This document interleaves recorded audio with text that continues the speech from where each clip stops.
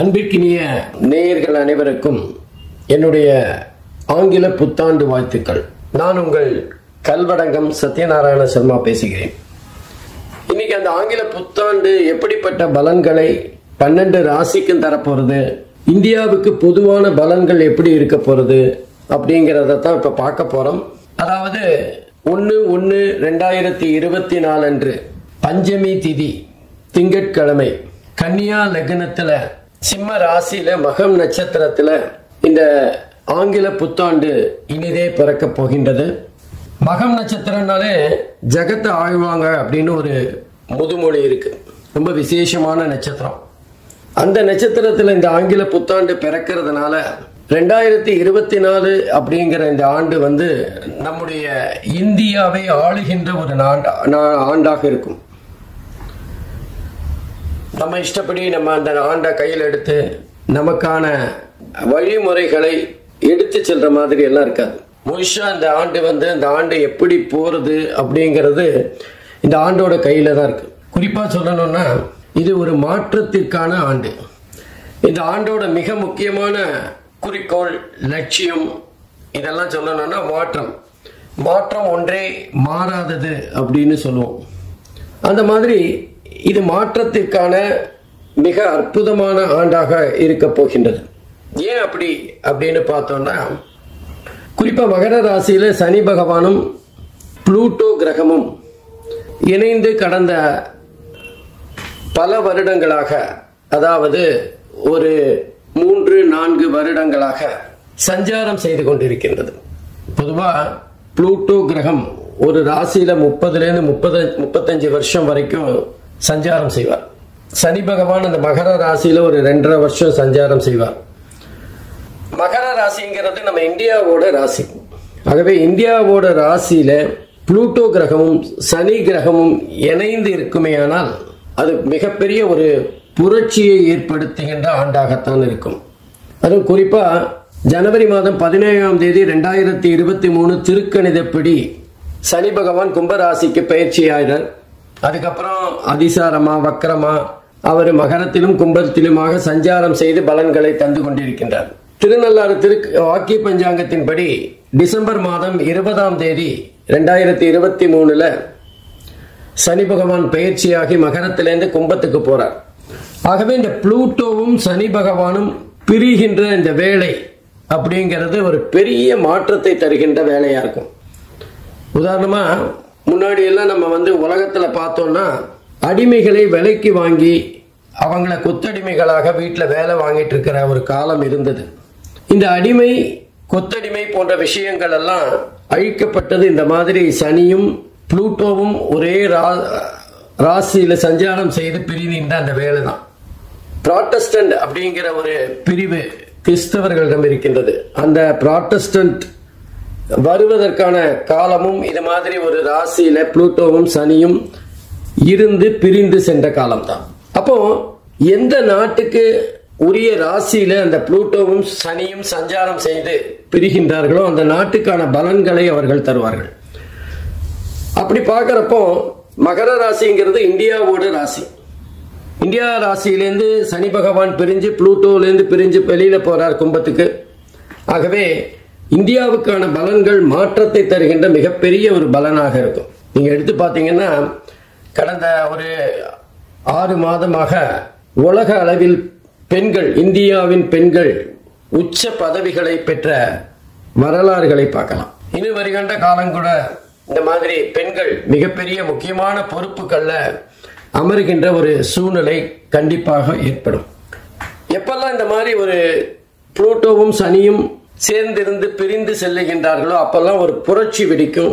அப்போ ஏதாவது ஒரு மிகப்பெரிய கொடுமைகள் அகன்று நன்மைகள் நாட்டுக்கு கிடைக்கும். அந்த மாதிரி ஒவ்வொரு 30 வருஷமும், அதாவது இனி இந்த சனியும் அந்த புளூட்டோவும் சந்திப்பதற்கான வருடங்கள் அப்படின்னா திரும்ப ஒரு அந்த சனீஸ்வர பகவான் கும்பத்திலோ மீனத்திலோ திரும்பவும் சந்திக்க வேண்டி வரும். அப்பவும் கூட அது இந்தியாவோட ராசியா இருக்காது.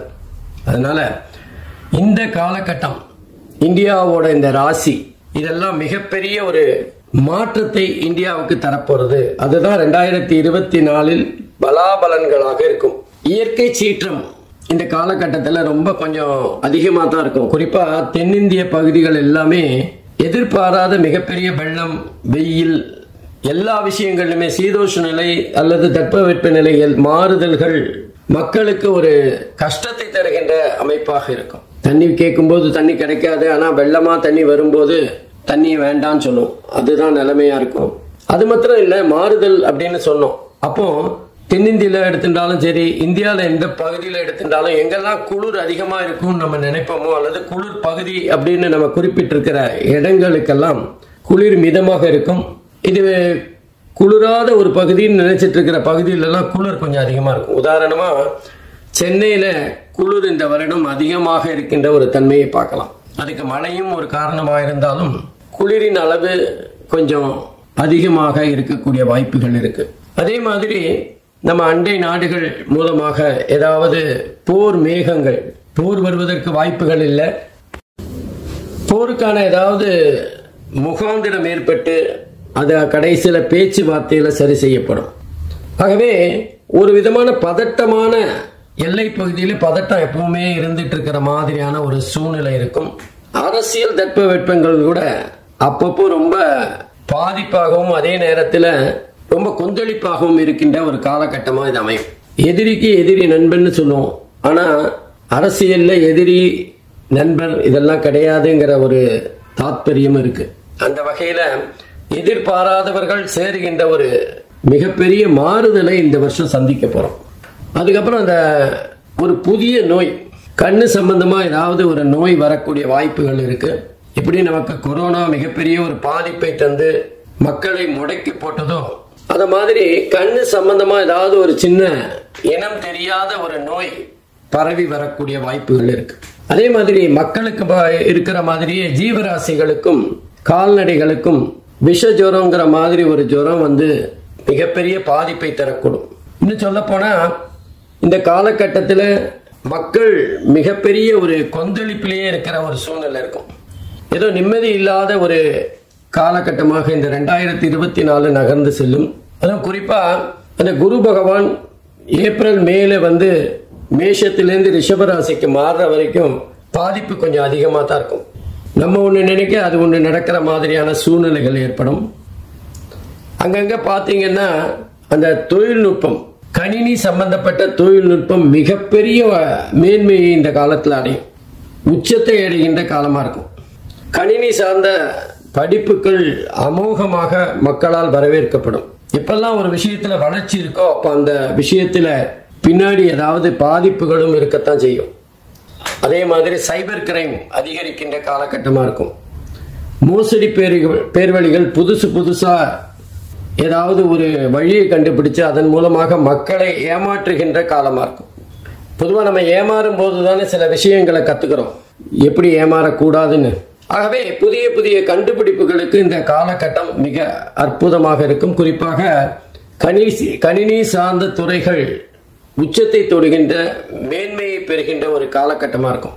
இன்னும் சொல்ல போனா இதெல்லாம் கூட கணினினால பண்ண முடியுமா அப்படிங்கிற ஒரு ஆச்சரியத்தை தருகின்ற வகையில பல துறைகளுக்குள்ள இந்த கணினி மிகப்பெரிய தாக்கத்தை ஏற்படுத்தும். தொடர்ந்து நம்ம விவசாயம் பார்த்தீங்கன்னா இந்த வருஷம் ரொம்ப அமோகமா இருக்கும்.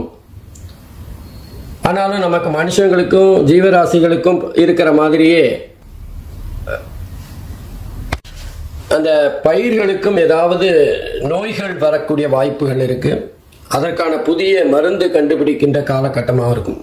குறிப்பா மருத்துவத்துறையின் மிகப்பெரிய அறுவடையை இந்த வருஷம் நம்ம பார்க்கலாம். பல விஷயங்களுக்கு அவங்க வந்து முன்னுதாரணமாக இருப்பார்கள். பல விஷயங்கள் புதுசா கண்டுபிடிக்கக்கூடிய காலகட்டமா இருக்கும். மக்கள் வந்து நட்பாக வாழ்வதை விட்டுவிட்டு எதிரிகளாக வாழ்கின்ற ஒரு சூழ்நிலை ஏற்படும். யாருக்கு யார் எதிரின்னே தெரியாத ஒரு கட்டம். எனக்கு பிடிச்சவங்க இவங்க, உங்களுக்கு பிடிச்சவங்க இவங்க, ஆகவே நம்ம ரெண்டு பேரும் எதிரிங்கிற மாதிரி சம்பந்தமே இல்லாம யாருக்காகவோ, கண்ணுக்கு தெரியாத யாருக்காகவோ இவர்கள் சண்டை போட்டுக் கொள்கின்ற, தினசரி பார்த்து கொண்டிருக்கின்றவர்கள் சண்டை போட்டுக் கொண்டிருக்கின்ற ஒரு அதிசயம் நடக்கும். இதெல்லாம் மக்களுக்கு புரியறதுக்கு கொஞ்சம் நாள் ஆகும். இந்த 2024 முழுவதுமாகவே ஒரு குழப்பமான ஆண்டாகத்தான் இருக்கும். எப்பவுமே நம்ம ஒரு மாற்றம் ஏற்படுகிறதுனா அதுக்கு முன்னாடி மிகப்பெரிய குழப்பம் இருக்கணும். ஆகவே குழப்பத்துக்கு பிறகு அந்த குழப்பத்துக்கு விடையாக மிகப்பெரிய ஒரு மாற்றத்தை சந்திக்கின்ற ஆண்டாக இருக்கும். ஏற்கனவே சொன்ன மாதிரி மாற்றம் ஒன்றுதான், மாற்றம் இல்லாதன்போம். அந்த மாதிரி நிறைய மாற்றங்களை சந்திக்கின்ற ஆண்டாக இந்த ஆண்டு இருக்கும். இது எப்படியானாலும் மக்கள் மிகப்பெரிய பாதிப்பை பெற்றாலும் முடிவில் சுபம், சினிமால சுபம்னு போட்டு நல்ல சந்தோஷமான சூழ்நிலை ஏற்படுத்துற மாதிரி இந்த 2024 இறுதி சில மாசங்கள்ல ரொம்ப ரொம்ப ரிலாக்ஸ்டா மக்கள் சந்தோஷமாக இருக்கின்ற ஒரு காலகட்டமாக இருக்கும். ஆகவே இந்த 2024 மக்கள் எல்லாம் பெற்று எல்லா வகையிலும் முன்னேற்றங்களை அடைவதற்கு இறைவனை பிரார்த்திக்கின்றேன். ஒவ்வொரு ராசிக்கு எப்படிப்பட்ட பலன்களை தரப்போறதுங்கிறத பார்க்கலாம். அன்பிற்கினிய விருச்சிக ராசி அன்பர்களே, 2024 ஆங்கில புத்தாண்டு விருச்சிக ராசி அன்பர்களுக்கு எப்படிப்பட்ட பலன்களை தரும் அப்படிங்கிறத பார்க்க போறோம். இந்த விருச்சிக ராசிக்கு அர்த்தாஷ்டம சனி அப்படிங்கிற 4வது இடத்துல சனி பகவான் சஞ்சாரம் செய்கிறார். 5வது இடம் என்று சொல்லப்படுகின்ற பூர்வ புண்ணிய ஸ்தானத்தில் ராகு பகவான் சஞ்சாரம் செய்கிறார். குரு பகவான் 6வது இடத்துல ஒரு 4 மாசம், அதுக்கப்புறம் ஒரு 7-8 மாசம் 7வது இடத்துல சஞ்சாரம் செய்து பலன்களை தர இருக்கின்றார். கேது பகவான் அற்புதமாக 11வது இடத்துல சஞ்சாரம் செய்து பலன்களை தரப்போறார்.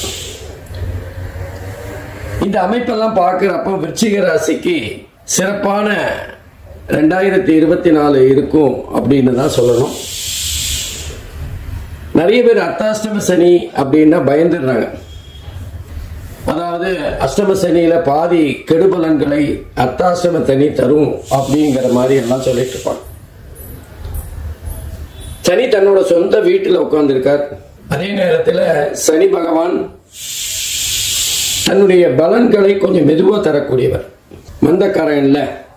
இந்த அர்த்தாஷ்டம சனி என்ன பண்ணும் அப்படின்னா, செவ்வாய்க்கும் சனிக்குமான தொடர்பு தான் இந்த அர்த்தாஷ்டம சனி. விருச்சிக ராசியை பொறுத்தவரை அர்த்தாஷ்டம சனி பெரிய அளவில் பாதிப்பெல்லாம் தராது. நல்ல விஷயமாக சில கஷ்டங்களை தரப்போறார். உதாரணமா, நம்ம வேலையில அதிக உழைக்க வேண்டிய ஒரு கட்டாயம் இருக்கும். நம்முடைய வேலையை தவிர நம்ம இன்னொருத்தரோட வேலையை பண்ற மாதிரி இருக்கும். இல்ல நம்ம வீட்டுல நமக்கான வேலை அப்படின்னு நம்ம நினைச்சிட்டு இருக்கிறத விட அதிகமா வேலை இருக்கும். யாராவது ஒருத்தர் வெளியூர் போனதுனால அவங்க வேலையும் சேர்த்து நம்ம பார்க்குற மாதிரி இருக்கும்.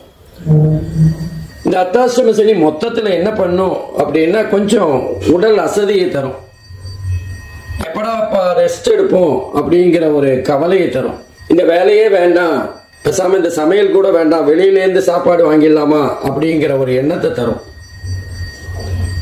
உடம்பு எனக்கு கொஞ்சம் ரெஸ்ட் கொடுன்னு கேட்கிற ஒரு சூழ்நிலை தான் இந்த அர்த்தாஷ்டம சனியில விருச்சிக ராசி என்பர்கள் பிறப்பாங்க. ஆனா நீங்க கொஞ்சம் கவனிச்சு பாத்தீங்கன்னா 2012 2017 வரைக்கும் விருச்சிக ராசி அன்பர்கள் படாத பாடுபட்டிருப்பாங்க. வலது பக்கம் போனா ஒரு இடி, இடது பக்கம் போனா ஒரு இடி, நேரா போனா வேற இடி, இந்த மாதிரி எல்லா இடங்களிலுமே சோதனைகளை சந்தித்தவங்க தான் இந்த விருச்சிக ராசி அன்பர்கள். அதனால இப்போ இருக்கிற இந்த பிரச்சனை ஒரு பெரிய இஷ்யூவே இல்லை அவங்களுக்கு. சமீபத்தில் அவங்க பட்ட கஷ்டங்களுக்கு இப்போ நடக்கிற அந்த அர்த்தாஷ்டம சனி மிகப்பெரிய பாதிப்பெல்லாம் தராது. அதுவும் கூட குரு பகவான் தன்னுடைய 7வது பார்வையாக விருச்சிக ராசியை பார்க்கும்போது சனியோட பாதிப்பை வெகுவாக குறைச்சிருவார். ஆகவே இந்த சனி பகவானோட அர்த்தாஷ்டம சனியை பத்தி கவலைப்பட வேண்டிய அவசியமே இல்லை. நல்ல விஷயங்களை நம்ம இப்ப மருந்து சாப்பிடும் போது கொஞ்சம் தேன் சாப்பிட்டு கலந்து சாப்பிட்ற மாதிரி தான் நல்ல விஷயங்களுக்காக சில கஷ்டங்களை தரப்போறார். அவ்வளவுதான். அந்த கஷ்டங்களோட முடிவில் நல்ல விஷயங்கள் நடக்கும். இதுதான் அந்த அர்த்தாஷ்டம சனி செய்ய போற பலன்கள் விருச்சிக ராசியை பொறுத்தவரை. அடுத்தது 5வது வீட்டுல ராகு பகவான் புத்திரஸ்தானம், பூர்வ புண்ணியஸ்தானம். அங்க போய் ராகு பகவான் உட்கார்ந்துருக்காரு அப்படின்லாம் பயப்பட வேண்டிய அவசியமே இல்லை. ராகு பகவானுக்கு குருவோட வீடு ஸ்தான பலம் ரொம்ப அற்புதமா இருக்கும். அங்கிருந்து மிகப்பெரிய அளவில் கெடுபலன்களை எல்லாம் தரமாட்டார். என்ன ஒரு கஷ்டப்பட்டு போராடி சம்பாதிக்கின்ற ஒரு சூழ்நிலை ஏற்படுத்துவார்.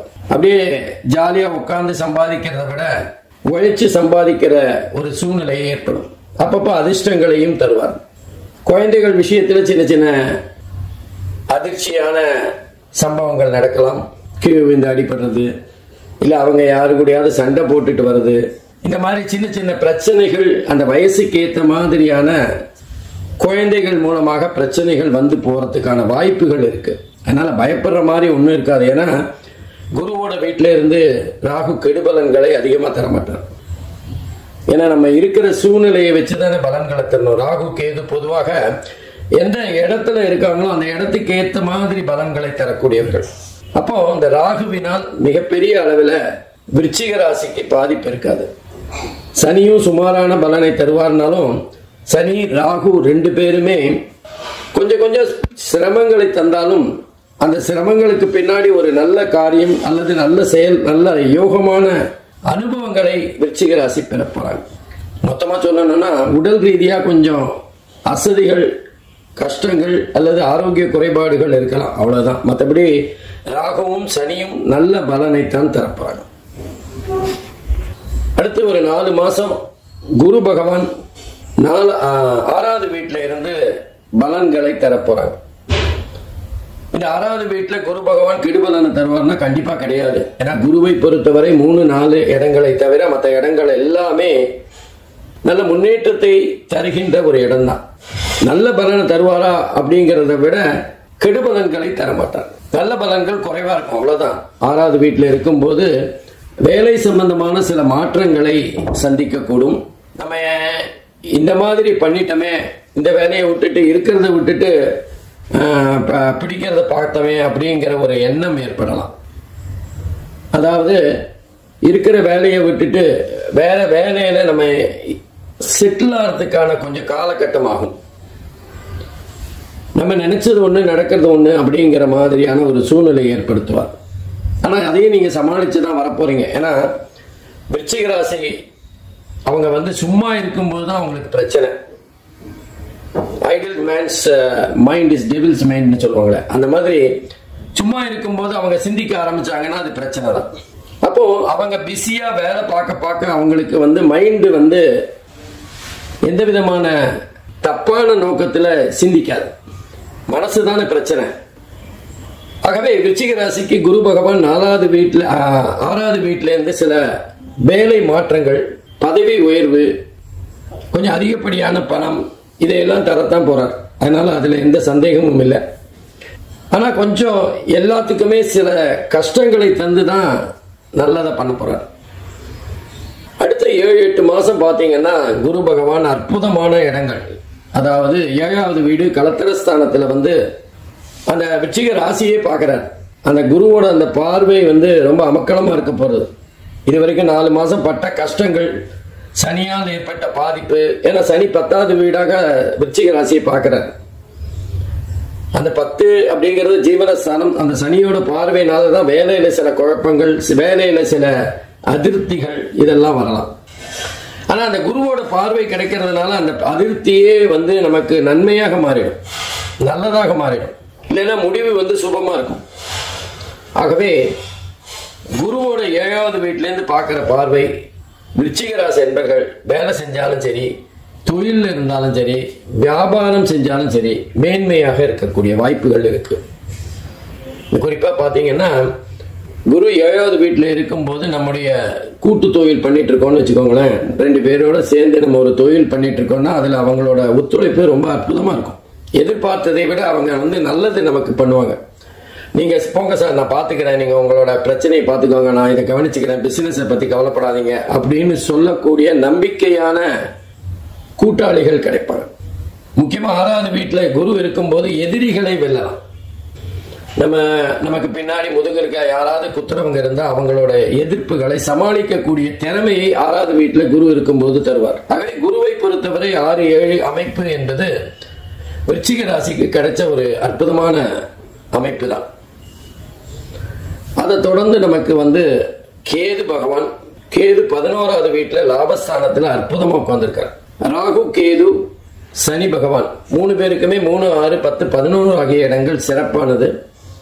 அந்த வகையில கேது பகவான் 11வது இடத்துல லாபஸ்தானத்துல இருக்கிறதுனால வேலை செய்கிறது, தொழில் மூலமாக, விவசாயம் மூலமாக, அல்லது அரசியல் இருந்தாலோ, கலைத்துறையில் இருந்தாலோ, வருமானத்துக்கு எந்த கஷ்டமும் இருக்காது.